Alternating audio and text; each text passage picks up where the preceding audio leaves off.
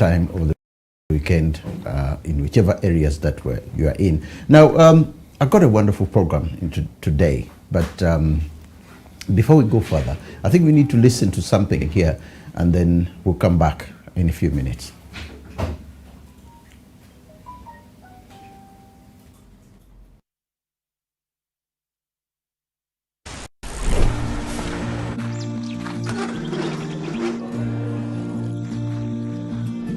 At World Remit, we understand what the journey is about, how it can sometimes take a little distance to bring us a little closer together. With ways to save more when you send more, World Remit is here for you, so you can be there for them.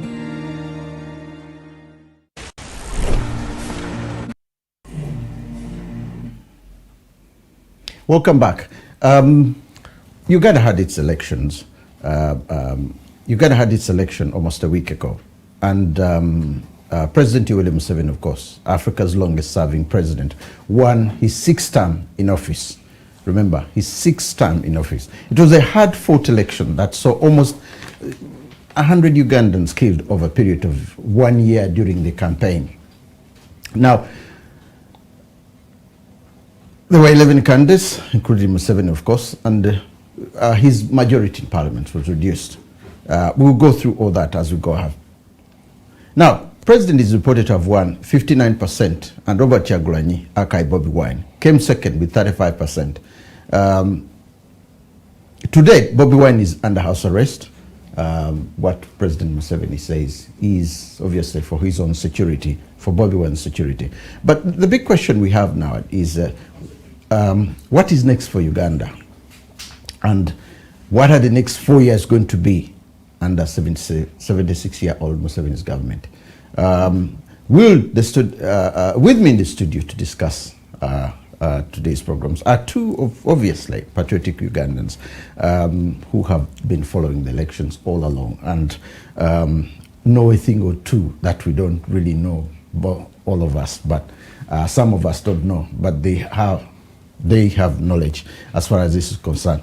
The first one is Mr. Charles Chaze, a radio presenter with Derby Radio in East London. Welcome to the program.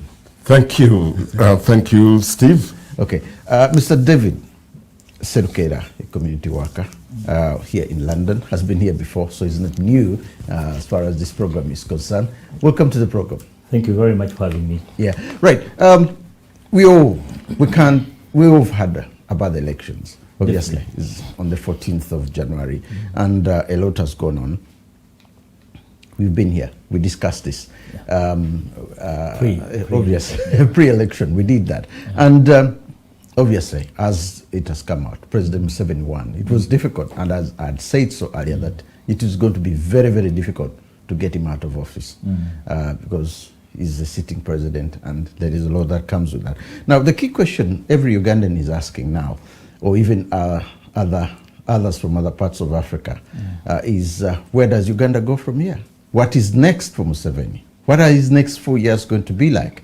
I know it's difficult to predict because you never know what is going to happen. The COVID-19 is here and blah, blah, blah. There's a lot. But how do we see the next 4 years? Because he's lost so many ministers and so on and so forth, as we will see as we go ahead. Who wants to start this? I will start. For me, I really pity President Museveni. You pity him? Yeah.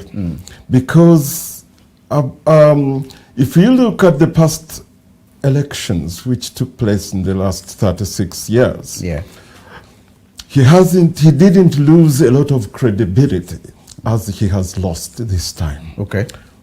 As a believer, I think it is said in John that the truth will save you. Will set you free. Will set you free, and thank you so much. The truth will set you free. And this election has been filled with lies, extreme lies. Some of them are, you look at the things he says, or the things that have taken place. And you wonder, you pity him, because he failed to have credibility to tell the voters. Yeah. And he entrenched himself in lies. And to me, that is the pity that I have for the president today. Okay.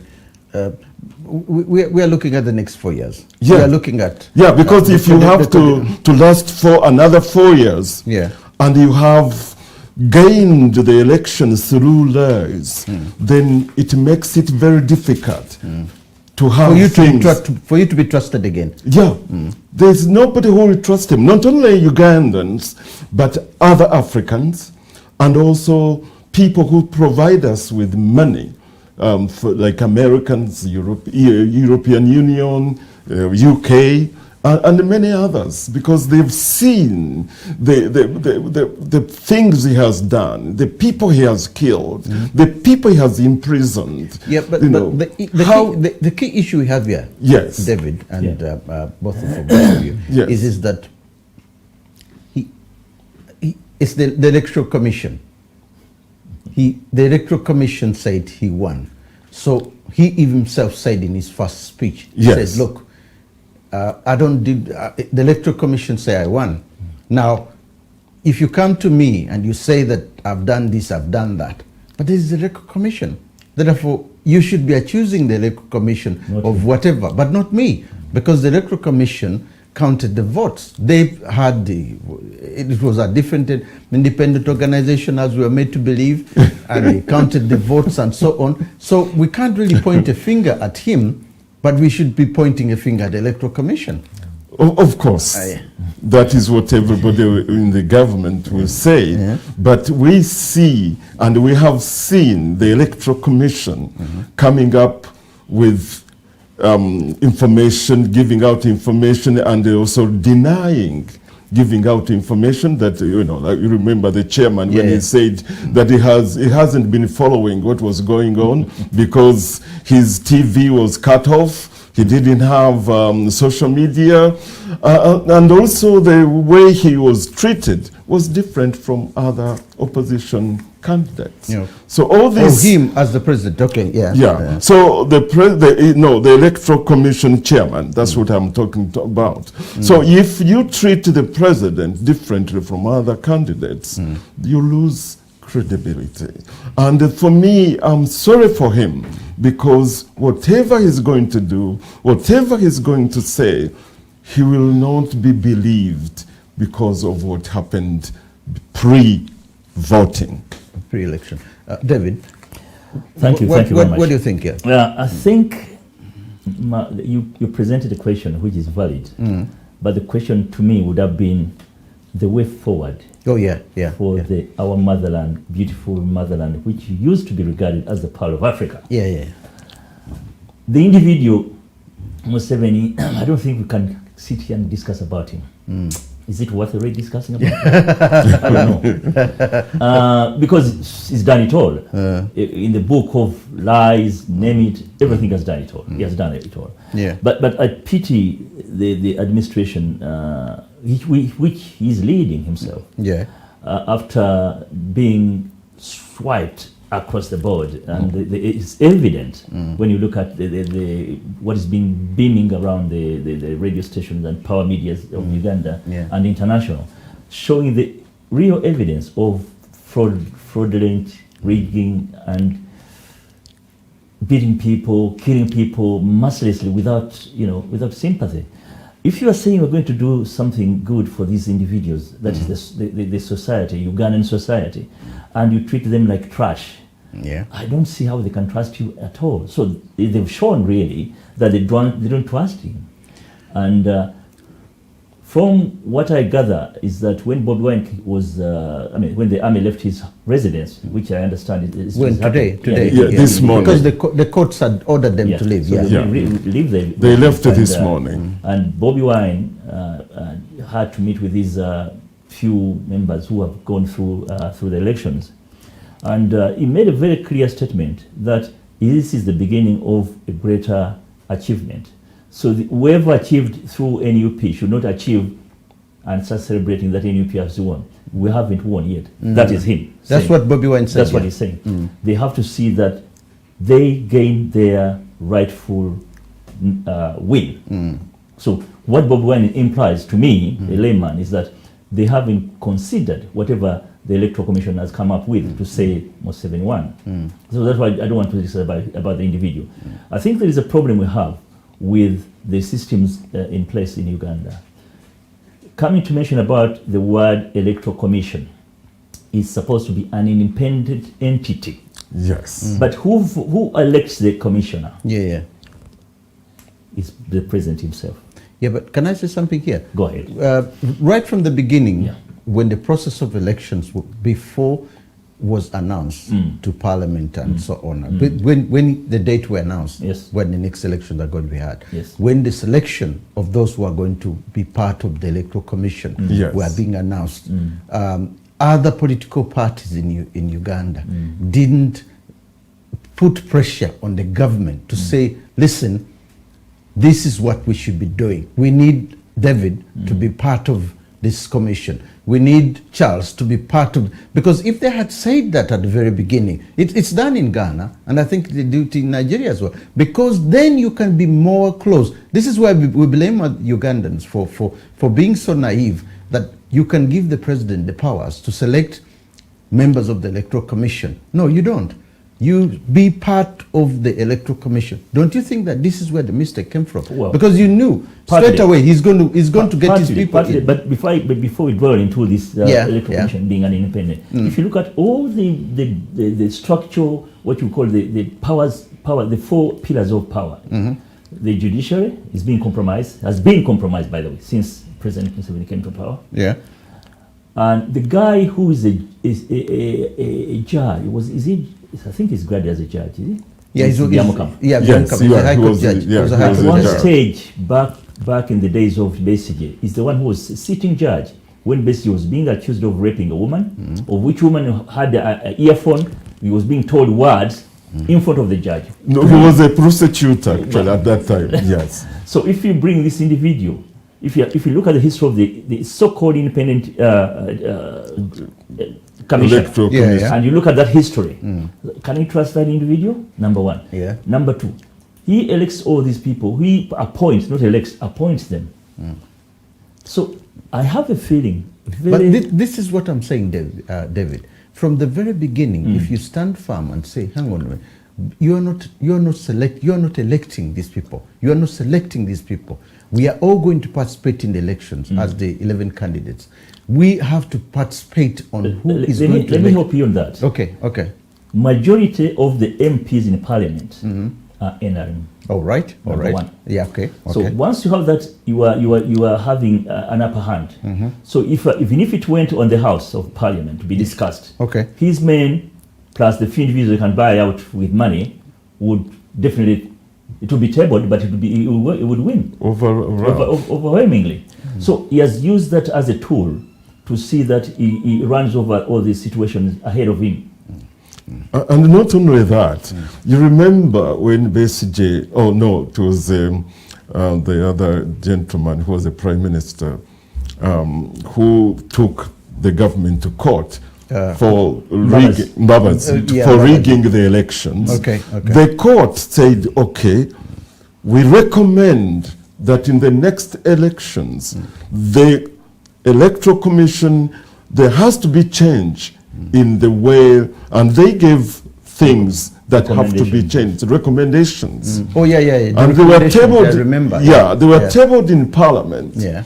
And because he has the majority, and he just laughed it off. Yeah. And so the opposition had no way of convincing this gentleman, the president, to abide with what the judges recommended. Okay. And so they didn't have any other way. So what they did, because some people were telling them, don't join the elections. Just to be, if they don't change it, whatever the recommendations, don't join them. Yeah. But what the opposition said, the whole world, we want them to see how fraudulent this government is, Okay. which is led by President Museveni. In addition to that, Okay. if you remember very well, the president himself during the COVID thick of COVID pandemic, Yes. he said one would be mad to allow the elections to go ahead in this kind of condition. Yeah. Exactly. He said it to himself. He could not stick to his words because he knew that if he went with what the constitution says, Yeah. Constitution of Uganda, Yeah. he had to step aside, And the speaker. and the speaker Takes over. Would take over, yeah. yeah, which he doesn't even want to think about. So he had to force the election to go ahead, though he knew he never wanted the election to go ahead. Ah. Oh, well, Yeah. okay. That's a fact. That's a fact. That's the fact. That's a fact. Yeah. He should have let the election not to go ahead because the opposition were telling him as to why do we have to go ahead during this situation of pandemic. Yeah. And he himself agreed. He says I'll be mad or crazy. It would be to crazy allow to the continue with election it to to go go ahead. Yeah. Yes. with it. Yeah. But Yeah. who did it? Who Okay. did it? Now, the process is over. Yeah, the process is over. Okay. Do you see him trying to do any unity at all? Can he unite the country? Because where we're going forward, if we are to look at the way forward, can he unite Ugandans?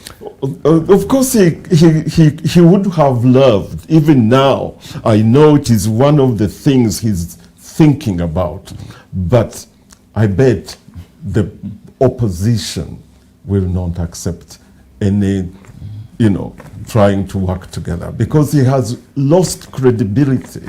And history has shown us that whoever has sat down with the President Museveni on a table to discuss things, let's do this, he hasn't abided By with the, those by agreements. the discussions, yeah. Yeah, he has, when the war was started in the 80s, I was, involved in that war myself. Yeah. He promised the Buganda that he will do certain things. And he hasn't done that. And he hasn't done that. Yeah. When Okello overthrew Obote, they sat in Nairobi Yeah. and they came up with things. Yeah, the and blueprint, he didn't abide with that. And so many other smaller ones that I know that he didn't The abide difference with this that. time around, he's lost over 25, 30 Ministers. 30 ministers. Huh? The voices are shouting, not just in Buganda, but in other areas as well. And besides, the last time the elections were had, he had 60%. Now it's coming down to 59%, which Yes. means somewhere around the way, he's realizing if he's to go through to the next election, maybe to come down. Now, this is where the voices, this is where I'm saying that if he wasn't listening then, with the loss of ministers, with the loss of especially a lot of people a lot of MPs in Buganda and the councillors and so on. What they regard as central region. The central region. Don't you think this time around he's going to listen? I'm looking at it differently. Yeah. The coin has got two sides. Yeah. Okay. I'll explain the two sides of the equation. We have a situation of Uganda which has just come out of election, of so-called, in quotes, elections, of which election there is evidence, according to the Bobi Wine's camp in National Unity Platform, they've got evidence that it was fraudulent, and they're yet to produce that evidence. And they've challenged the commissioner to come up. How did he come up to announce the current president, Museveni, as the winner? Because he could not tally up the numbers. Okay. Because some of the numbers had not come out yet. But to him, he said, you have to make an announcement by a certain cut-out date. So they're all challenges. Yeah. The challenges on the processes of the opposition parties when they are doing their campaigns, the way they were treated. All these are evidence which is going to be compiled and presented to a court of law. So they are going to go through these processes. So before we jump and say what is the way forward, there's still a struggle between the power struggle, I could put it that way. There's a power struggle between the incumbent administration or NRM and what National Unity Platform, which thinks they won squarely. And they think, according to their evidence, of which tally centers were abroad. They could not tally, we have country, most of them. But they have other evidences, video and photographic evidence, where the police army and other agencies, security agencies, were bundling papers, whatever forms, forms from members of the opposition party agents, and trying to confiscate them from these young men or women and men, and because this is the evidence they had to keep. Okay. Yeah. So all this, if it becomes to the court of law and the judge looks at the both parties' evidences, then the judge has to decide: have you got a point here to say yes, you won, or have you got a point to challenge what the chairman said? So we're still in a sort of limbo. Okay. Though on the other side we are showing a way forward. And not only that, the Electoral Commission had put the results on their website, and it was there for 2 hours.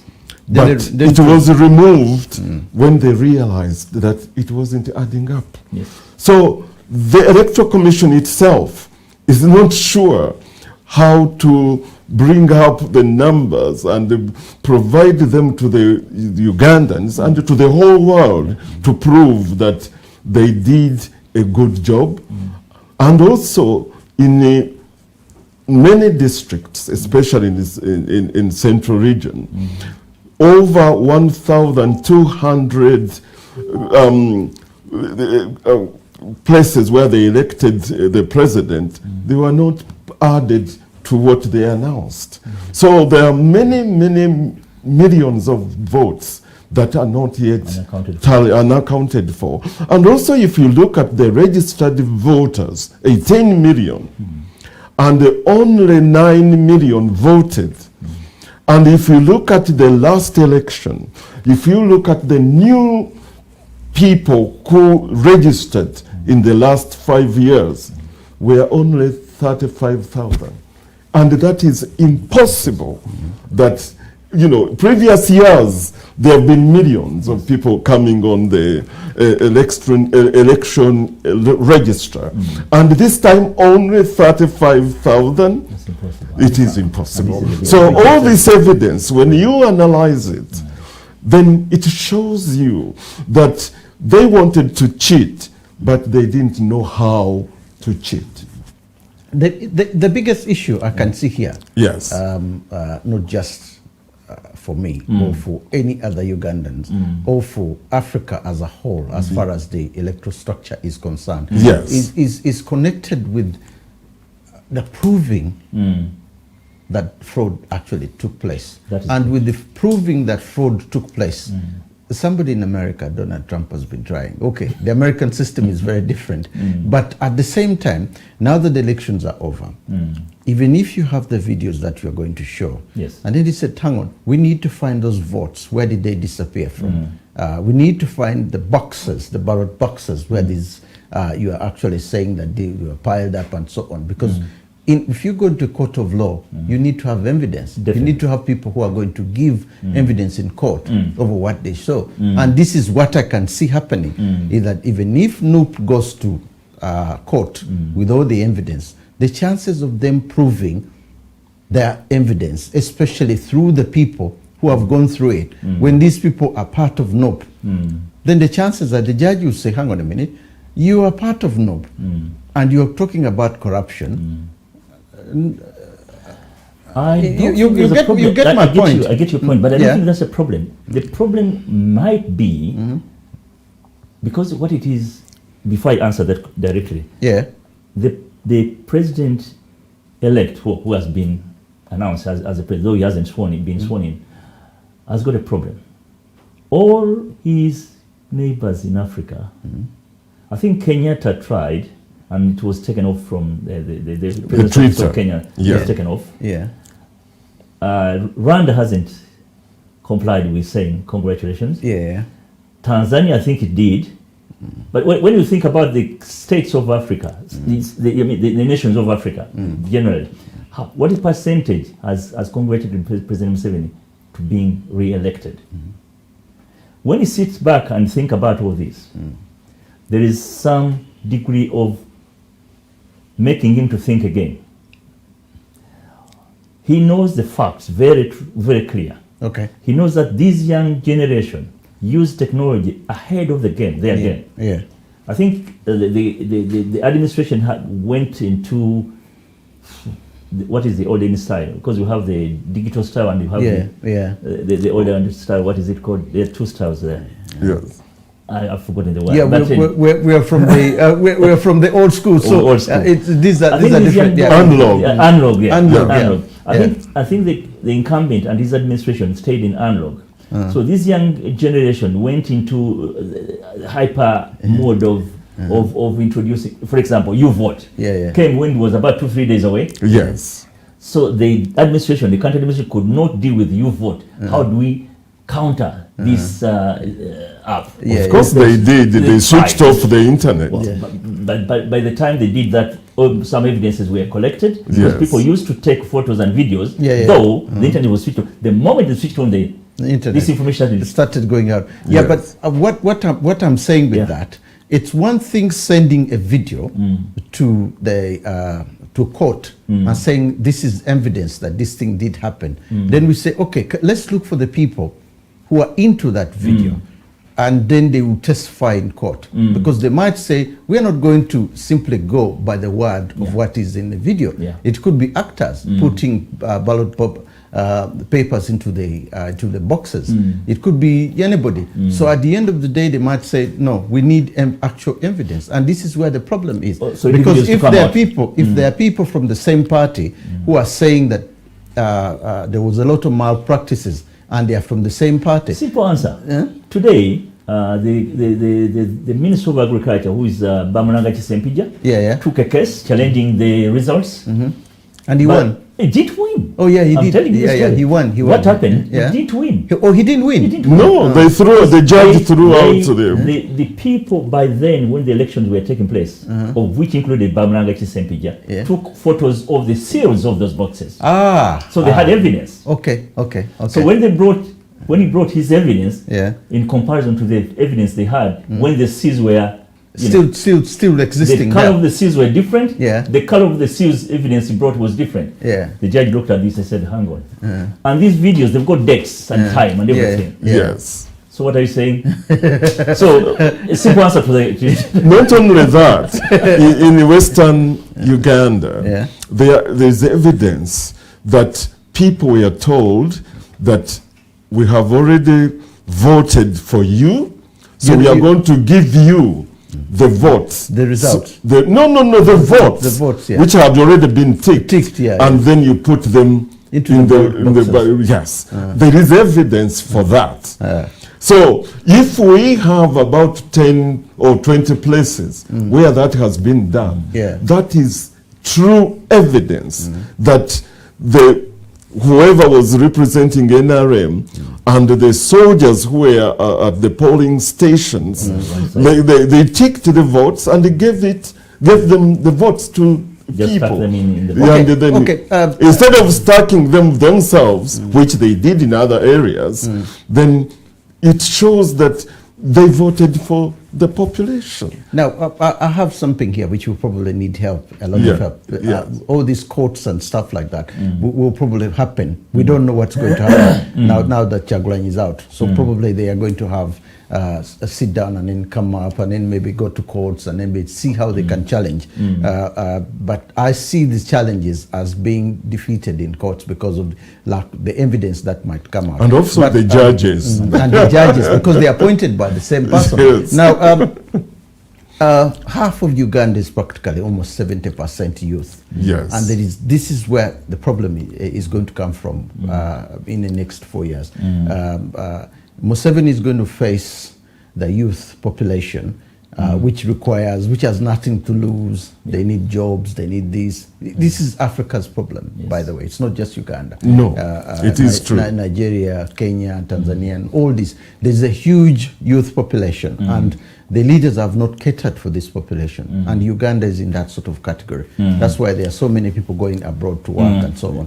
Now, but those who are stationed back home, how do you guys see the next 4 years? Because if the changes haven't happened and they are not going to happen, something out there will happen which could be blowing, like what happened in Algeria, what happened in Tunisia, which brought about the Arab Spring. Because when people have nothing to do, Yeah. When you have nothing to do. Is this going, do we see Uganda heading in that direction? Not only heading to that direction, the young people are very, very angry. I can assure you that. Very, very angry. I talk to a lot of young people through different sources. Yeah. The anger they have. I've talked a lot with people who work in the Middle East. They wonder why they went to Middle East to work when they have a nation that is rich in resources. And those resources are being taken by a few individuals who are enriching themselves. Of course. So that anger can cause a lot of problems, not only for the president, but for the entire nation. In addition to that, we have a situation which is quite worrying, very worrying, by the way.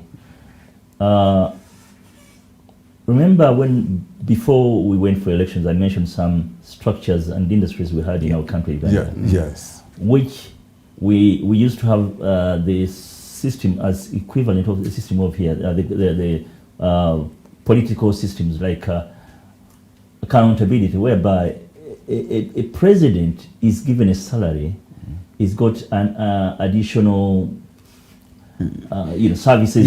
That come with the job. With the job.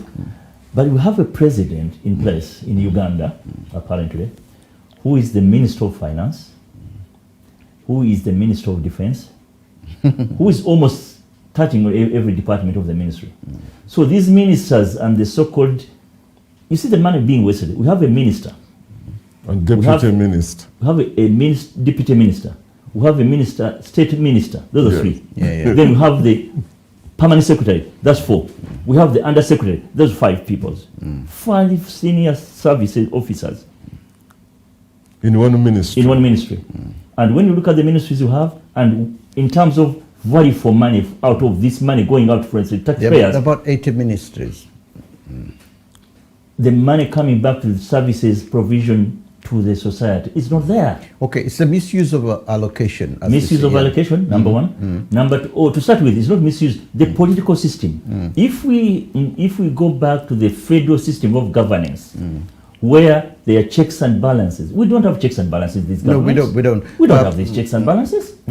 So to me, before, if we are to fast forward to see how best can we address the issue of the youngsters who are unemployed, who are qualified, and the numbers are not being monitored on annual basis to know that so many millions are going to be added on our population. So what do we do with this population? It's coming up. These are coming out of universities. These are coming out of different institutions. We don't have these checks and balances.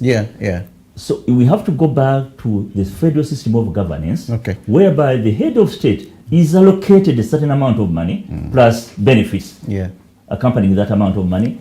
Then the ministries for planning and community development should do their jobs perfectly well. If I had a way, I think I'll probably make you one of the top. I think in terms of going to stand for the next election, if you can. Wow, David, you have all the viewers. By the way, anybody watching us over there, you can share this information. It's quite interesting, especially with the 2 gentlemen who are extremely passionate as far as Uganda's election is concerned. And we also need to hear your views, especially as far as this subject is concerned. Now, Museveni is going to be 81 in the next elections. During the next, after he's 76. He will be 81 at the next election. And there's already talk of him standing again. What's going to stop him? There's no years. There are no years. The electoral years, the standing bearers already say that it's open. Anybody who is even 100 can stand to be a president of Uganda. The term limits were removed. The age limit were removed. Do we see him coming back? 81? I don't think, because you don't think. You remember when he was asked by a gentleman. I don't remember whether he was from Al Jazeera, but a journalist was interviewing him.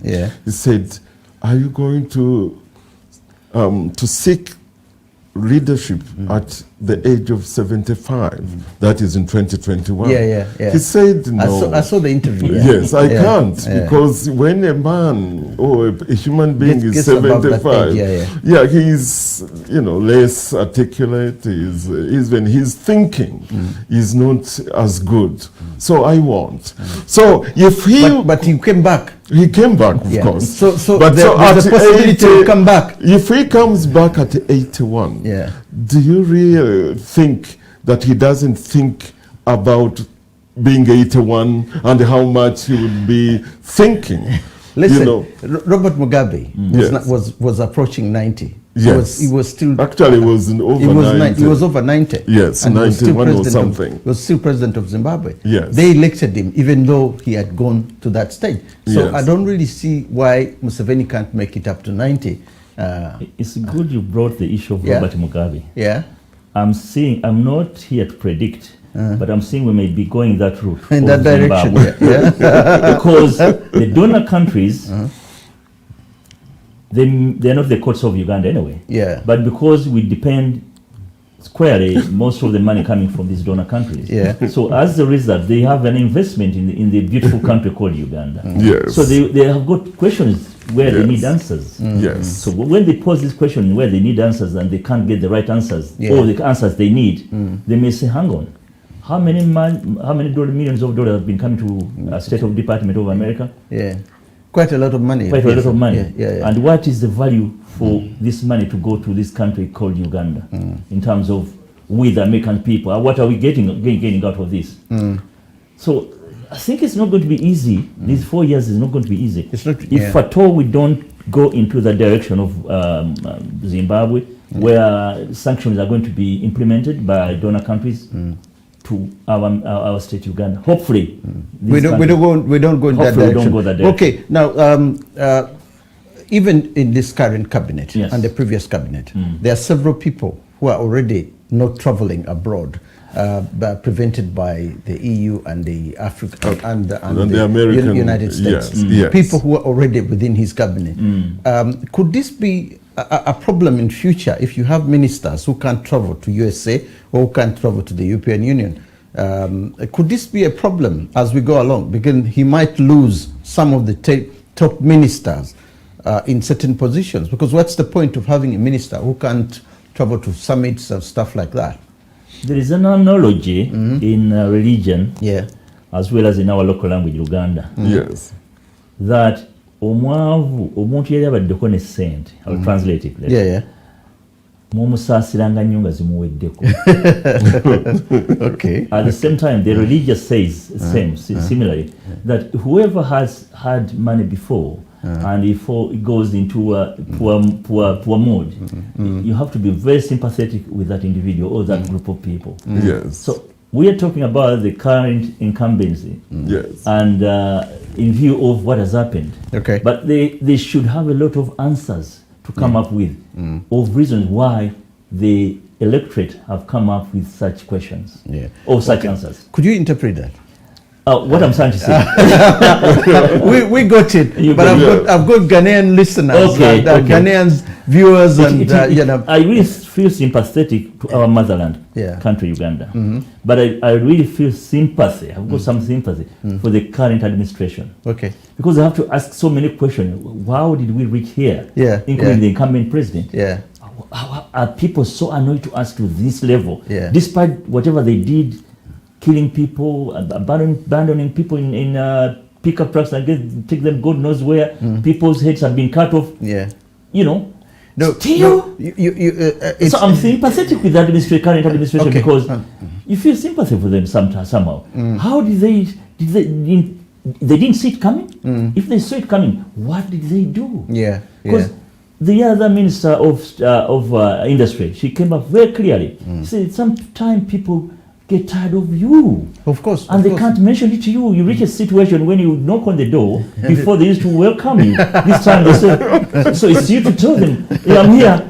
So if the minister, such a strong minister comes... I might sound like an advisor here of Museveni, and I don't want this to be taken into account, that, but I'm more of a Ugandan who feels that unity, and if we are to have our quarrels and fights, they have to be within.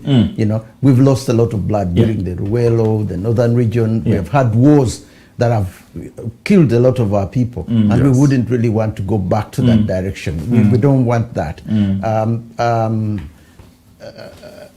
That's why I keep saying, when we look at where we're heading, what should happen now? Because there's a genuine worry that the Western powers may start suddenly cutting off the aid that we get because of a few individuals, as it happened in Congo, it happened in Sudan, and it has happened in other Zimbabwe and other.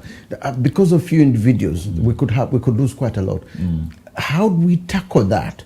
Even if it's Kyagulanyi who is coming in tomorrow, he's going to face the same problem. How do you tackle the problems of Uganda? I think it is very easy. For me, if I was asked to sit with the president and ask me, Charles, what do you advise me to do?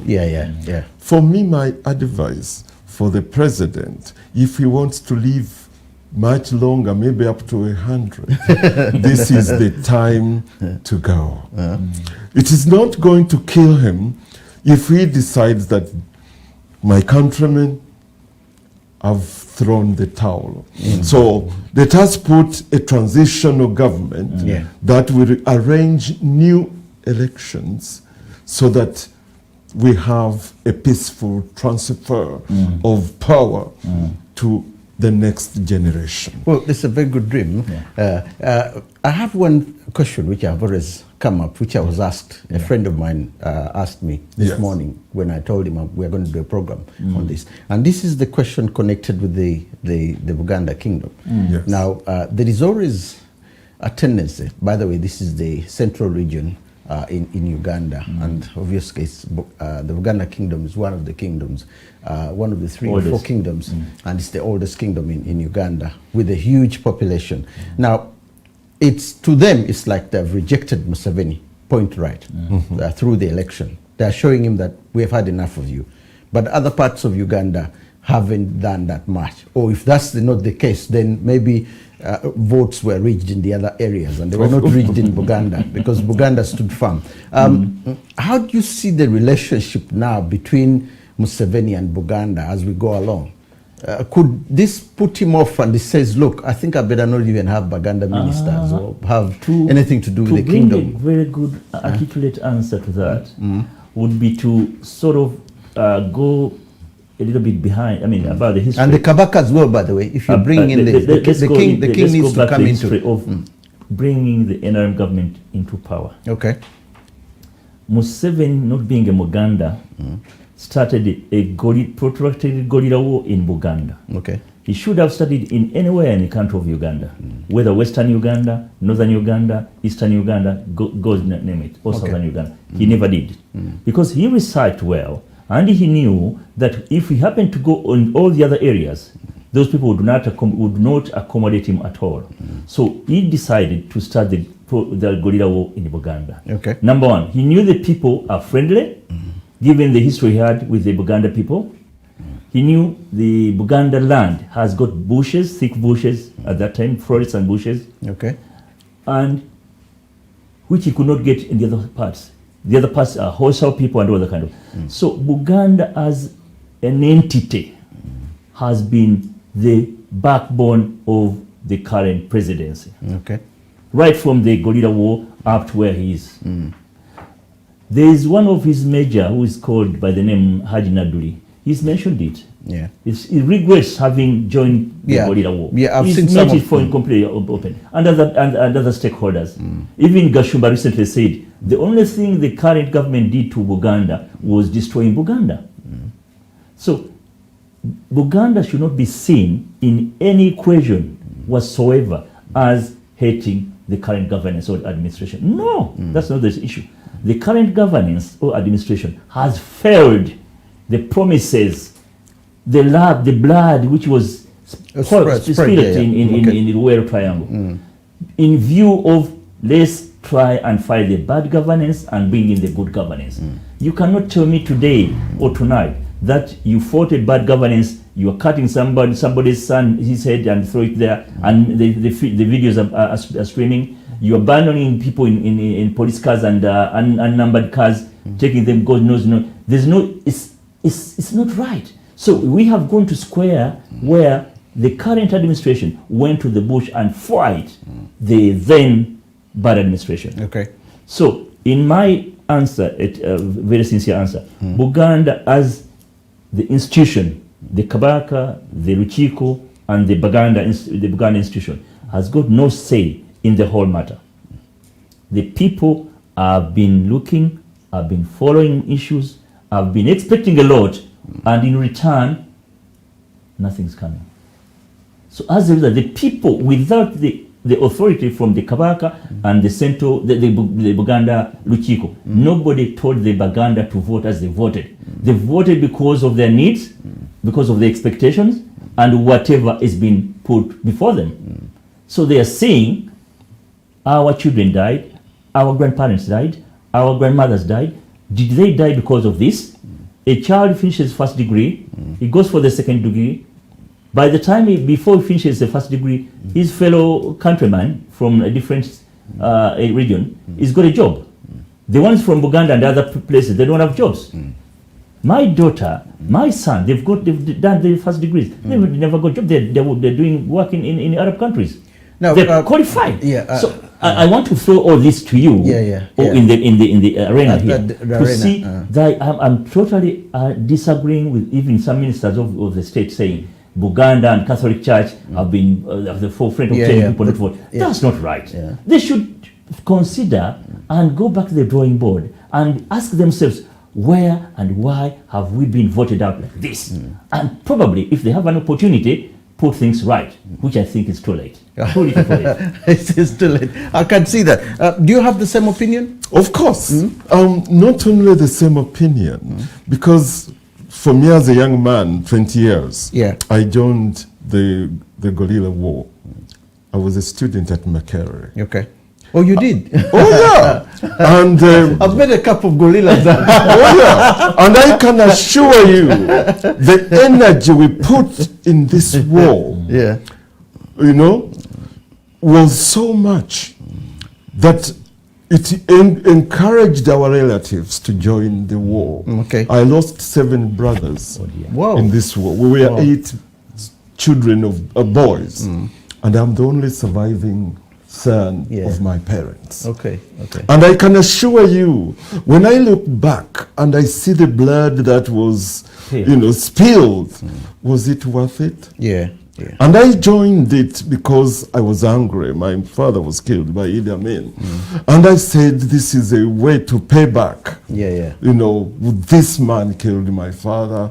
But now I look back and say, how can I say it to my children that Idi Amin was better than Museveni? That is something that I hate to spit out. But a lot of people, his sons, all over the place, they are talking to people friendly. They've become friends of many Ugandans, that your father was not so bad. He didn't do this, he didn't do that. And for me to look back at that, I really feel very, very, very sad. It's quite sad. I just want to know, to let our viewers know that the program is a very interesting one, and obviously if they have anything to, it's always good to share with the others to make sure that they also get to know this. I've met a number of people who went to the bush and fought with Museveni and fought with the others. Some of them are no longer here. Definitely. Have gone, obviously. But the key thing is that it's a question of saying, would this thing have been known right into the bush? Because it was there. Some people realized it when they were in the bush with Museveni, that these changes, the kind of people he was promoting to lead then in the bush, because his entire command in the bush, high command was coming from one region. This couldn't any of the people who were there then would have opened their eyes and say, hang on a minute, why don't we have a high command who comes from our region when we are fighting this war here? Why don't we have this? Why don't we have this? Because it has happened in in Nigeria. You know, several people are leaving Boko Haram. I was reading about them. When they are leaving Boko Haram, the Muslim group that is fighting in Nigeria, because they are seeing what the leaders of Boko Haram are trying to do. And they say it's splitting up the nepotism, tribalism, and all that. So they're saying, what's the point? We are all believing that religion. A specific answer, because he really got involved. This guy designed his guerrilla war to the tune that you could not have escaped. You could see what is happening. Yeah, but you can't. But you could not deal with it. Okay. Similarly to what is happening today, because when you see the House of Parliament and the parliamentarians, they're just, you know, guys who just put on suits and ties and sleep in the parliament. And they know and see what is going on. That's the question you posed earlier. You're saying, would the parliament have seen this and did something? You wouldn't have seen this, and there was no way out. No, the major reason why people never spoke out is because whoever spoke out was dealt with. Eliminated. There are so many people who were fighting on the side of NRM, on UFM, who died just because they wanted... They spoke out. They spoke out. So many. We know a lot of them. You know, for us, our group who left Makerere, we are 24. And 4 of our friends didn't make it out of didn't make it out because we trained very highly in Libya, and they were afraid that these young, educated Makerere graduates will come and take over the army and lead us. So they were killed because they wanted something that was, you know, good and open for criticism.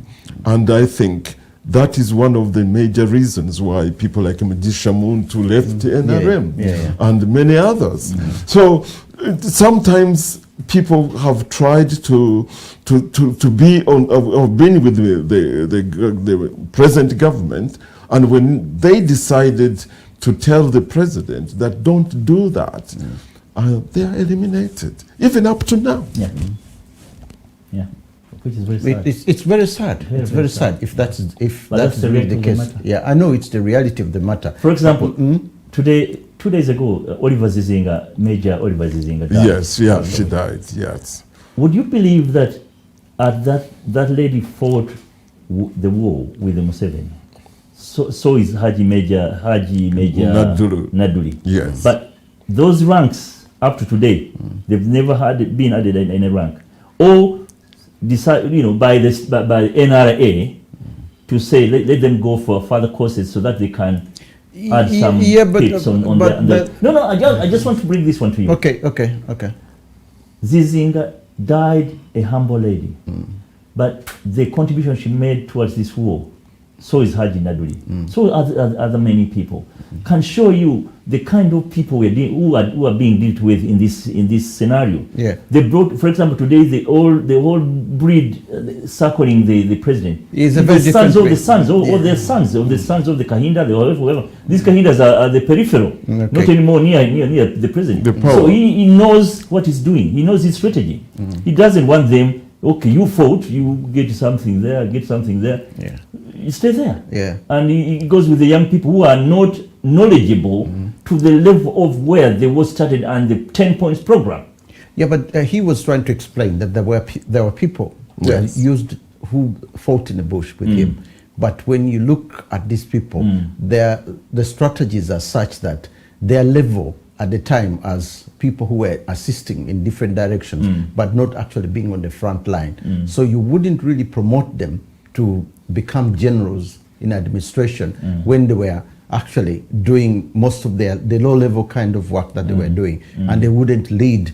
So most of the people he promoted, according to him, was the fact that these were people in high-level areas which required them to lead others. But Naduli, for example, even if you had to give him any more training, you don't really see him in a leadership position. I think this is what he was trying to explain with most of the Baganda who had participated in the war.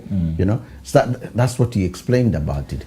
In view of that, would I say that the people of Luwero per se, who lost a lot, including individuals. Have they been thought about during the 35 years? The whole issue of the war and the people of Luwero, this is an issue where he even appointed a full minister there, and the minister happens to be a Muganda. So he keeps saying, look, if the minister of Luwero is there and he hasn't done enough, it's not him. Then it's not him. It's the minister of Luwero who should have done more for the Luwero area. But so if you were Muslim, I hope you get that. If you were Muslim, yeah, and you call that place Mecca, where we always go and do, perform a Hajj, yeah, and your Mecca is not looking well, and you are still going on this and say prayers every Friday, say, oh God, help me to reach there, when your Mecca is not well. Oh dear. It's the way. No, for me, it's not even about Luwero. Yeah. It is about the passion he lacks about Uganda as a nation. Okay. As a nation. It's not patriotic enough. Not even patriotic. He was patriotic enough to go to the bush and fight. Yes. And fight the war. Yes. When he came out of the war, the patriotism disappeared. Yes. Is that what you're trying to say? It was never there. I tell you this because my political mentor was the late B.K. Chiria, Barak Kiria. Yeah, he was the man who mentored me, and I worked with him for a very long time. And one day we sat together, and he said, Uganda is very unlucky. I said, why? We get leaders who have no understanding of what development is for our nation. And the person we have today as our president doesn't love Uganda. I said, why? You know, look at his priorities. Yeah. He's always talking about the army. He puts much of the money in the army. What does the army do to develop the economy, the economy of the country? Well, they keep the security of the country. You know, the security, when I told him actually exactly that about the security of the country. Who is going to invade us? Who is there an army out there ready to invade Uganda, to have all these tanks? He's afraid of the citizens themselves, that they will do what he did. Okay. So I'm telling you that today, if you look at hospitals, they lack medication. Yeah. Not only that, there is a budget they've been giving to a company to destroy the expired medicine. If there is no medicine in the hospitals, how does this medicine expire? Okay, they bought it before when the dates were about to expire. No. For the last 30 years, hospitals have been complaining there is no medication. Yeah. And you spend $90 billion or 90 billion Ugandan shillings to ban expired medicine, which has never arrived in the hospital. If you have a sense of love for your country and your citizens, I think that would never have happened, and I don't think it happens in any other country. I see a lot of passion there. I can even see tears coming out. But there's a lot of passion for Uganda. The army, we've discussed it. We've talked about it. Do we see Uganda going the same way like Zimbabwe? Because when the former minister of Zimbabwe of information, who died recently, talked about a meeting they had with Robert Mugabe in his office, and how all the way throughout the meeting, Robert Mugabe was asleep. And when these generals suddenly realized, that is when the generals realized, said, look, if we are going to have a president who's sleeping in a meeting, and what's the point of having him? And this was not the first meeting he was sleeping in. There were other meetings as well. Now, it was from there that facilitated the uprising in the army. What brought Mugabe down. Now, is Uganda heading in the same direction? Because I've seen the president speak on a number of occasions in parliament and other areas when he's seated. I can't authoritatively speak on that because Because he's 76, he's approaching the...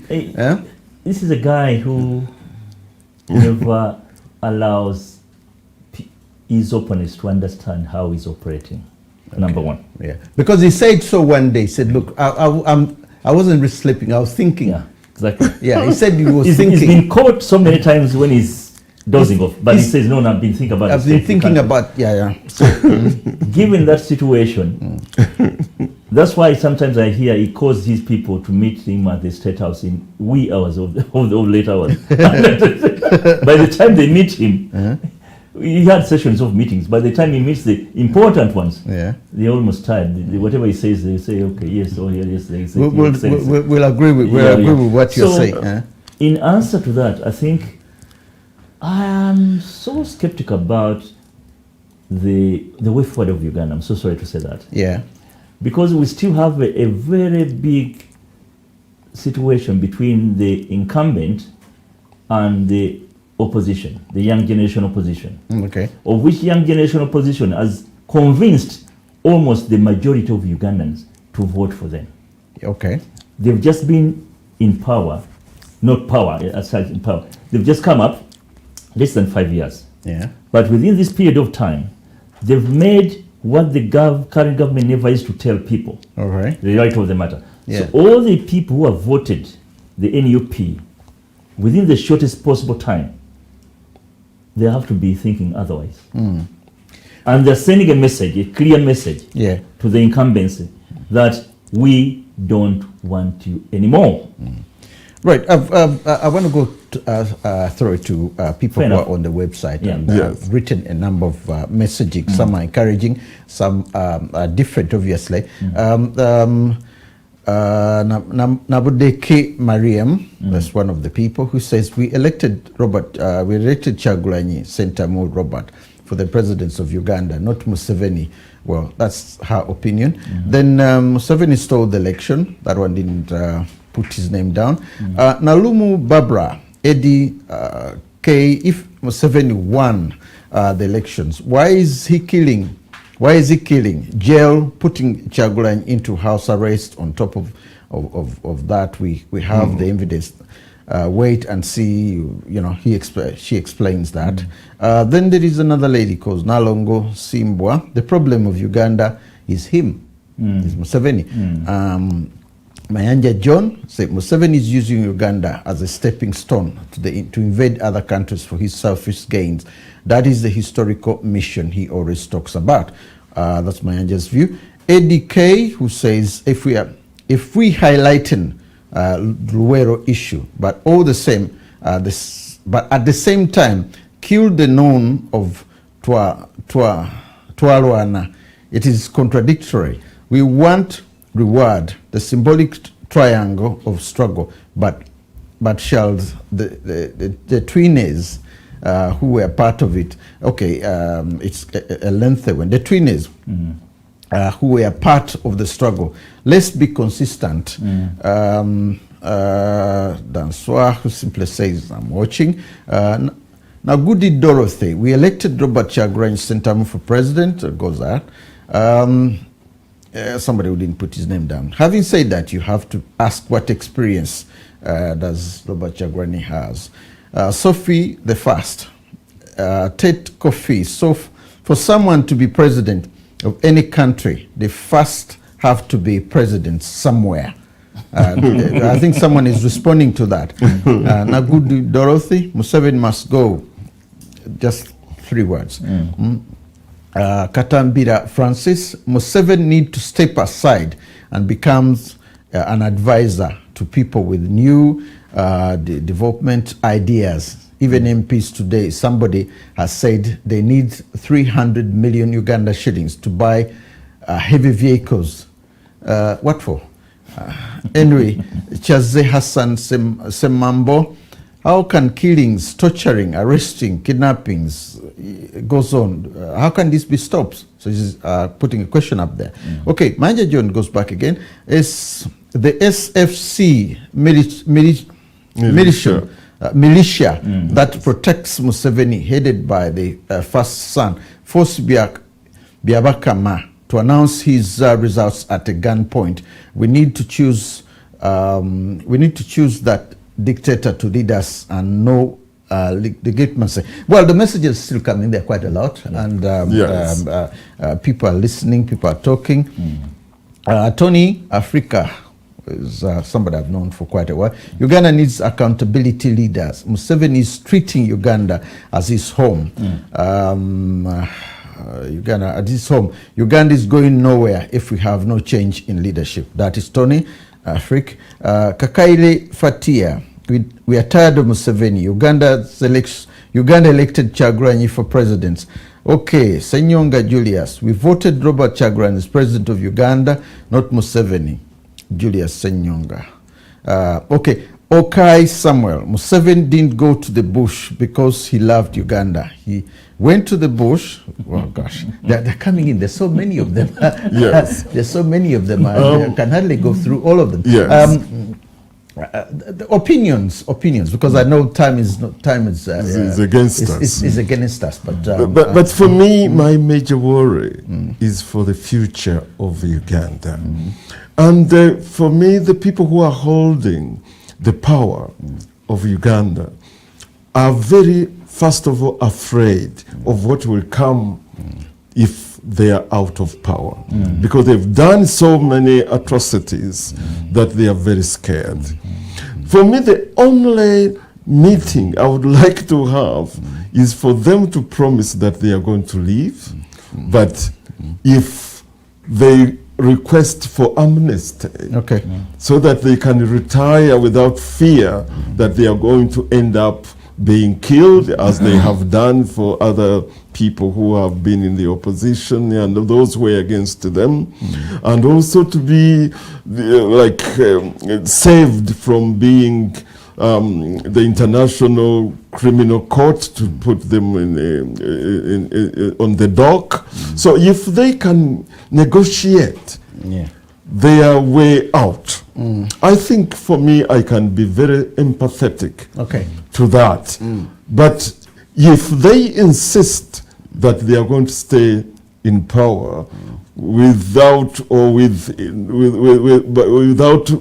trying to realize that the people are very, very angry for the elections to have been stolen from them, then it is very sad.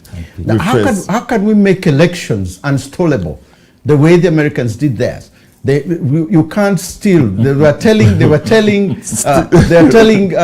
Donald Trump that listen, there was he tried everything. He rang his representative. He says, look, find me 250,000 votes. And he was recorded asking for votes. He was doing everything to remain in power. Yes, but he couldn't, because they put a system in place which you can't play around with. Steve, it is lack of institutions in our country that can't bring that type of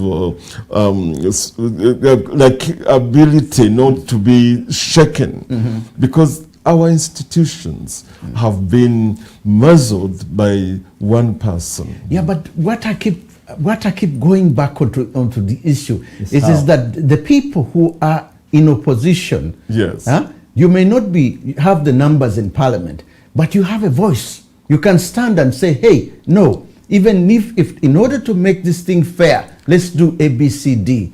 In order to make sure that these votes are not rigged, the technology is there. Liberia has used it. They brought in Land Rovers from Germany, and people were voting through. They spent a lot of money in Liberia to make sure that each and every vote. That's why they have changed the leaders in a way.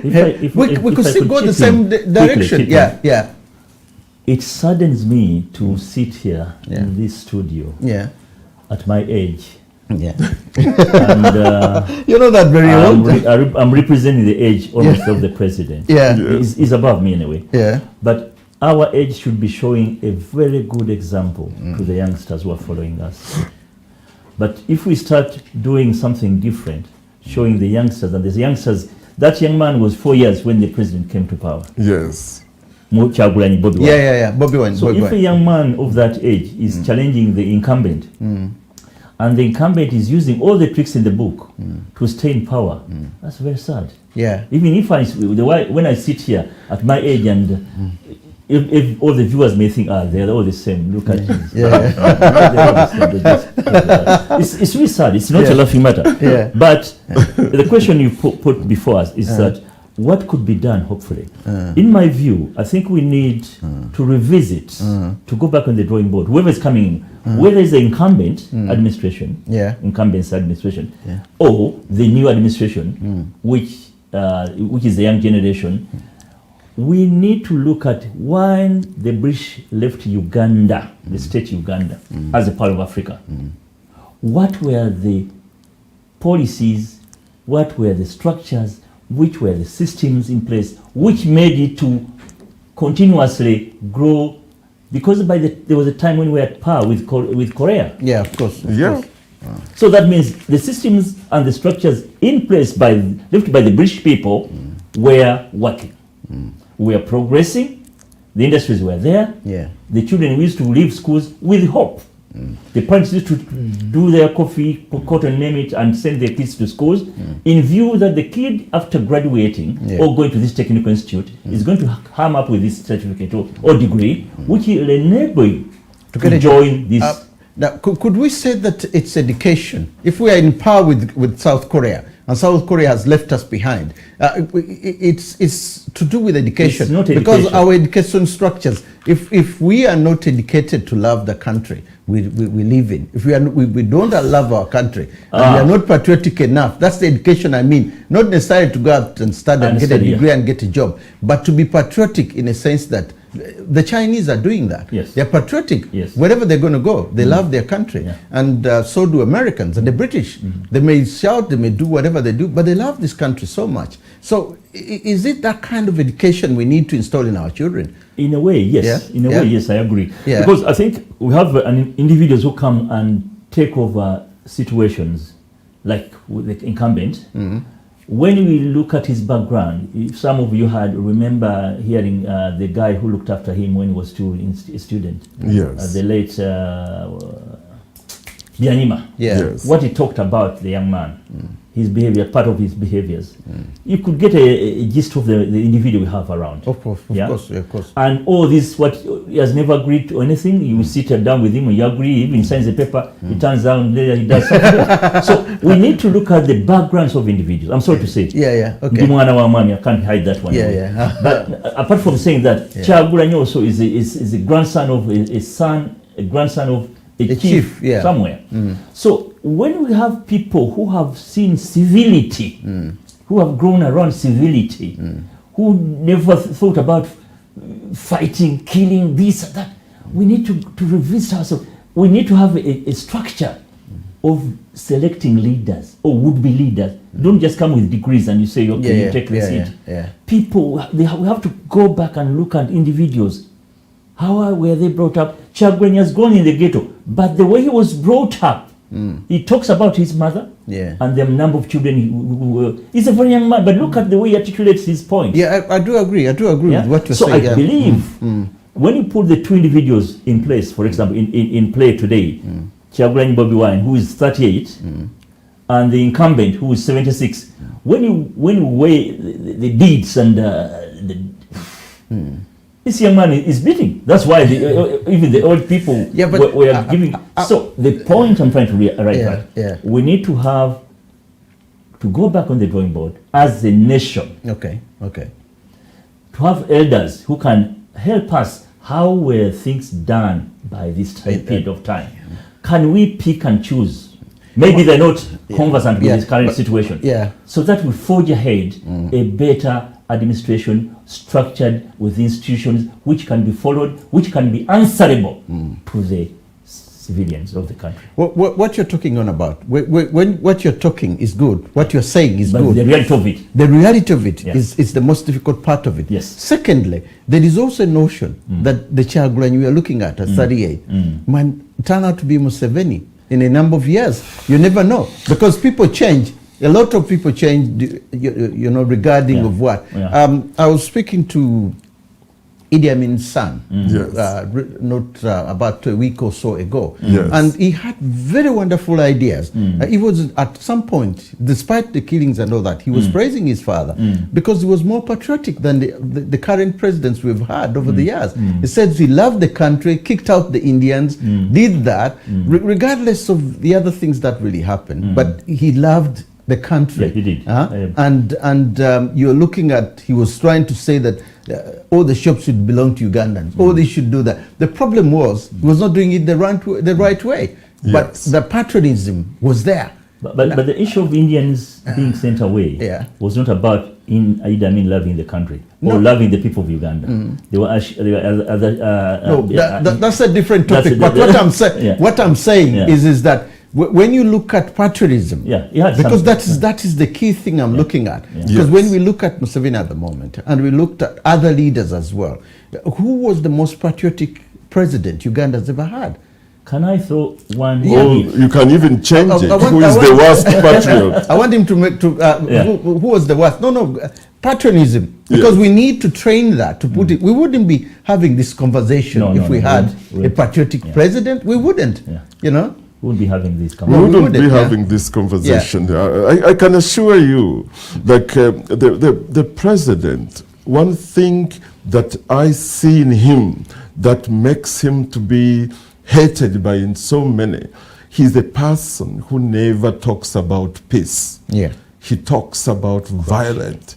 I am the best fighter. I'm the most, if you want violence, I am the best person to lead violence. He doesn't talk about peace. He doesn't talk about reconciliation. He doesn't talk about, that this country has to come together and we work together. He has never did any speech where he talked about peace, where he goes against violence. When there was demonstrations on the 18th of November, he said, you guys who are trying to demonstrate, if you don't know, we are the greatest violent human beings. He did. I remember that. So if he can start talking about peace, and start, putting the army and all these armed militias back to their barracks, and says, now people of Uganda, let's come together and see how. I was seeing the Minister of Finance asking citizens to contribute to pay for the debt that of trillions, contribute money.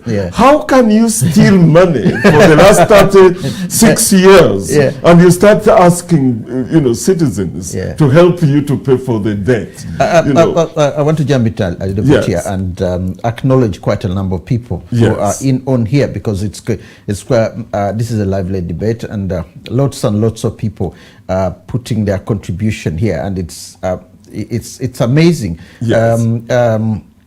Samuel Jug, who says that Museveni must go, obviously. Fantastic discussion here, Steve. That is Tate Coffee. For sure, we don't Bob.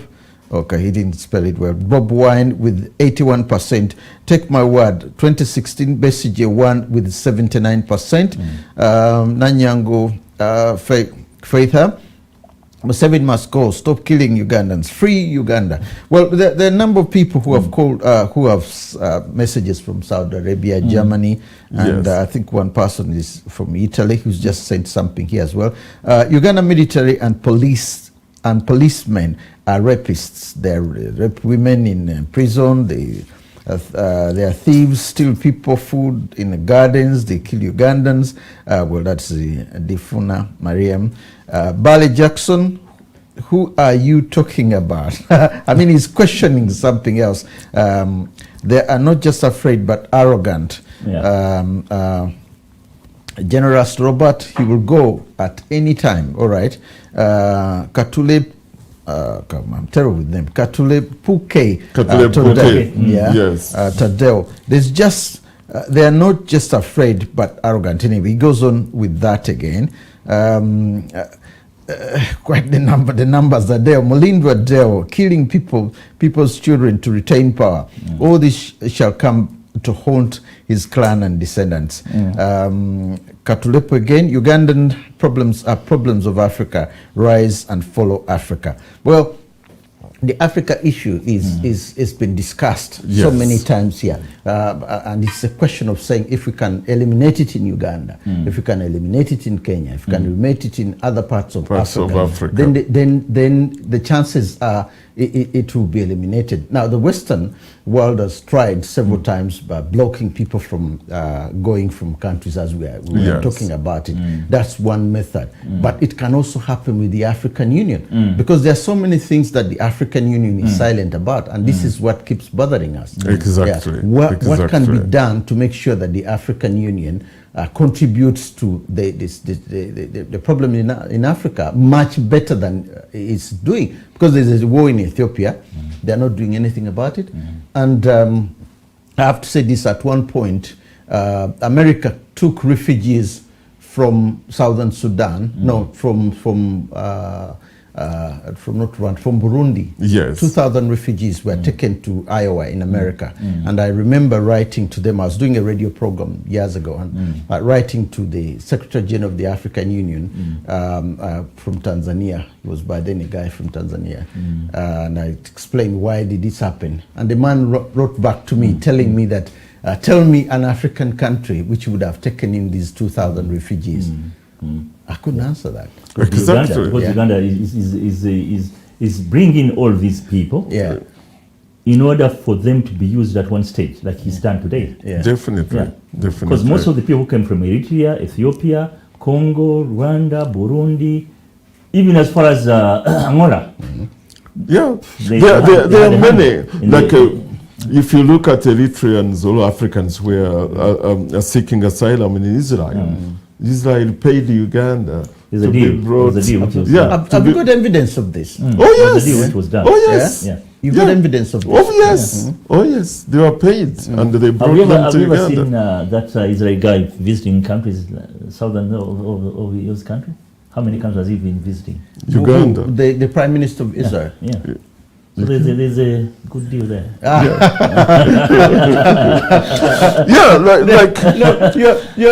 You're making it look as if it's. You can go back and research about it. How many countries has he visited since his premiership? No, like for me, the future. So that means dumping. They're dumping. The burden of those refugees who were supposed to be taken back in Israel, but instead. They were supposed to be taken back in Ethiopia, by the way.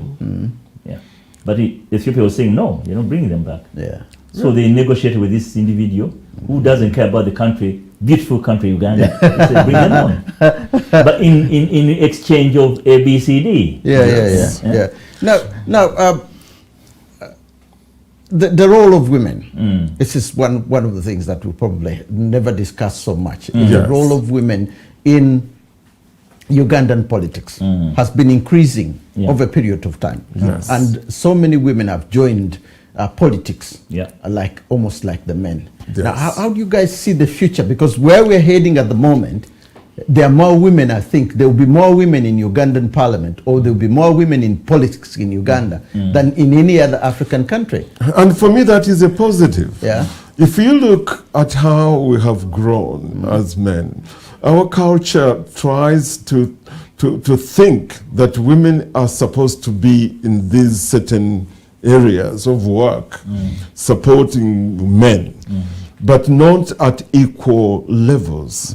I'm telling you, one of the major developments that have taken in the Western world was to allow women to go and join the workforce.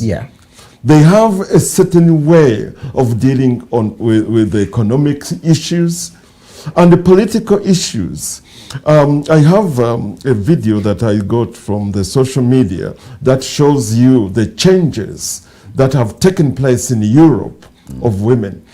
a country like Norway, it has a prime minister who is under 40, the minister of finance, the minister of foreign affairs in Denmark.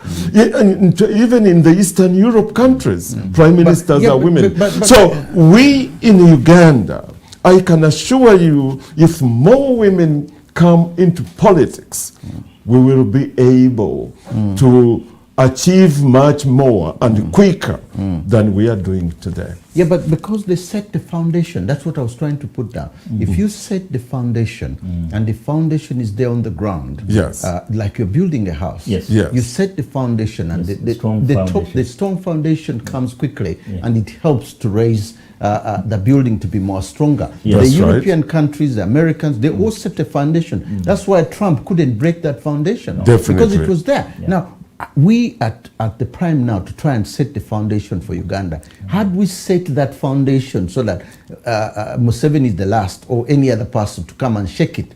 That is what we need right now. How do we shake that? Governance. If our governance is solid, if we have a good leader, a good president, then we are going to be able to set up those foundations much quicker. Because look at women who have stood as members of parliament. There are quite many, and some have succeeded. And we have seen them campaigning, talking, and working on how change will be. Many of them have really been very, very good, articulate, and have a vision. That is what we have to start nurturing. We who have children, who have daughters, you know, we need to empower them, not only back in Africa, but here as well. Because if our children are empowered that you can be a leader, don't fear to become, you know, a local council, you know, candidate. I think Uganda needs women, and they need them if we are going to plan for the future. Yeah, it's easier said than done. But setting the ball rolling, could we start this from, say, for example, the kingdom level, the district levels? Because this is where the kind of federal systems that are existing here are always on the ground level. When we talk of federal, we don't really mean the federal, maybe what the Buganda can't try to, or the other people are not trying to understand about Buganda. But the structure which says that in Acholi you can have a federal government, which is on the ground, which knows what's going on. In Ankole, in whatever provinces or districts of Uganda, you can have that thing on a federal level, so that the central government everything doesn't need to come from the central government. Certain things have to be done, and the power is at the local level. That is where the problem seems to be of Uganda. How do we go back to that level? There is a saying that charity begins at home. Okay. I think the whole meaning of the charity begins at home, in view of what we're trying to discuss, is we need to look at our home state to start with, for example. We brought in the issue of the Buganda kingdom, and probably the churches, the Muslim communities, and every sector of the society. When I was here last time, I mentioned about my stay in Uganda for a year and a half, and what I observed in review of when I was there before I came to this country, United Kingdom. I had the comparison. We need to refresh I think we need a refreshing situation of telling the reality as it is, saying, hang on. Because all the people who have worked in this governance during this time, they are rotten, I'm sorry to say. They are rotten. Because you can't tell me a child has been sucking her mother's breast when this mother has got some chronic cancer, and then the child is safe when that breast milk. So I'm looking at it, we need to restructure the good things that we know, the governance which used to be there, which used to make things happen.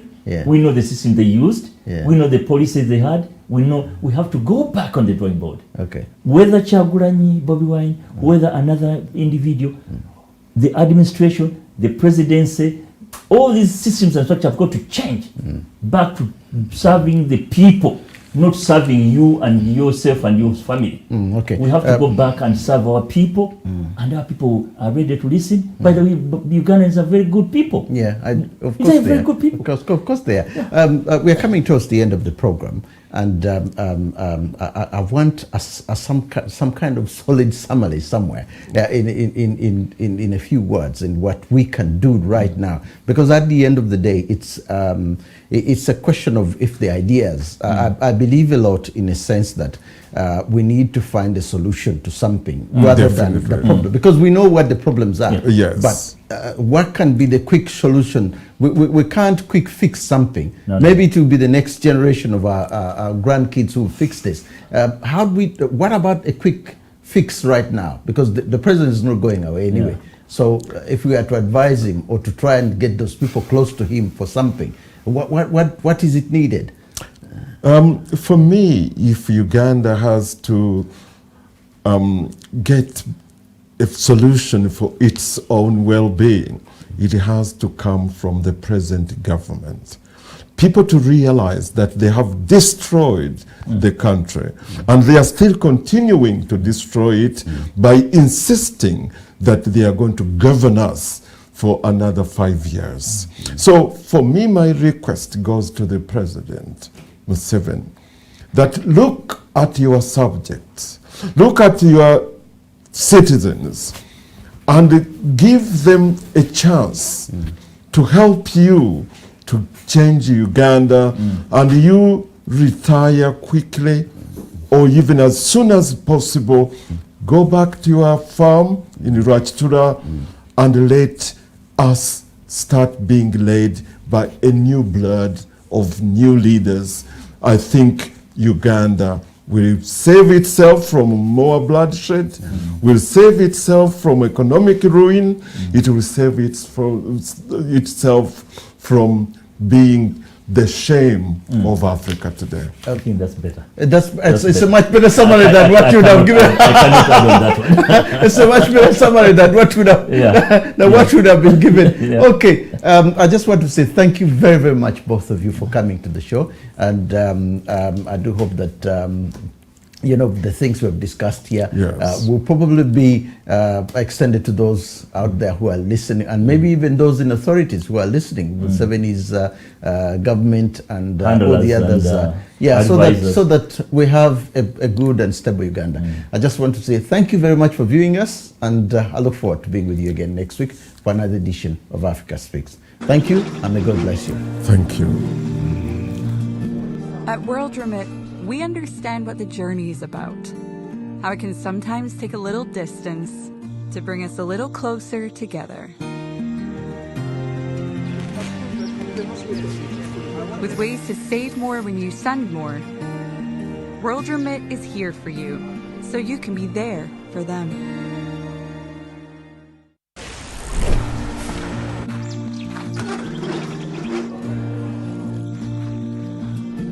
At World Remit, we understand what the journey is about, how it can sometimes take a little distance to bring us a little closer together. With ways to save more when you send more, World Remit is here for you, so you can be there for them.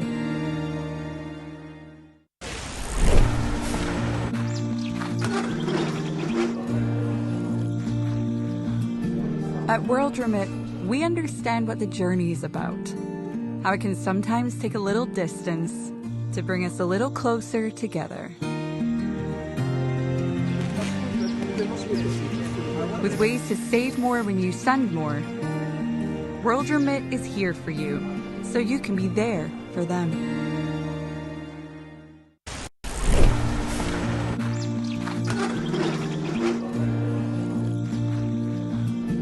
At World Remit, we understand what the journey is about, how it can sometimes take a little distance to bring us a little closer together. With ways to save more when you send more, World Remit is here for you, so you can be there for them.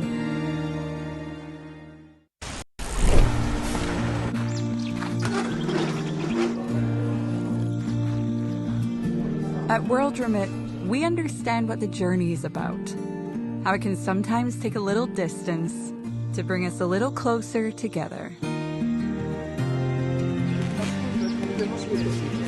With ways to save more when you send more, World Remit is here for you, so you can be there for them.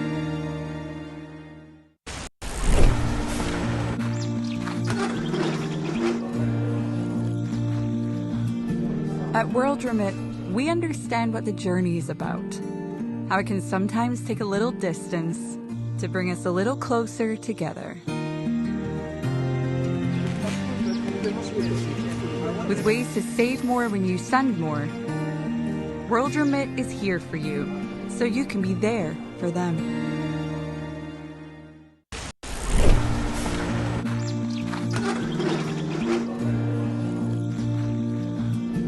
At World Remit, we understand what the journey is about, how it can sometimes take a little distance to bring us a little closer together.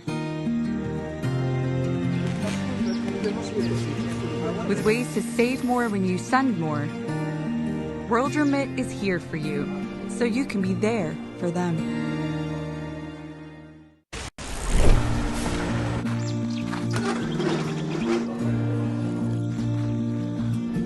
At World Remit, we understand what the journey is about, how it can sometimes take a little distance to bring us a little closer together. With ways to save more when you send more, World Remit is here for you, so you can be there for them.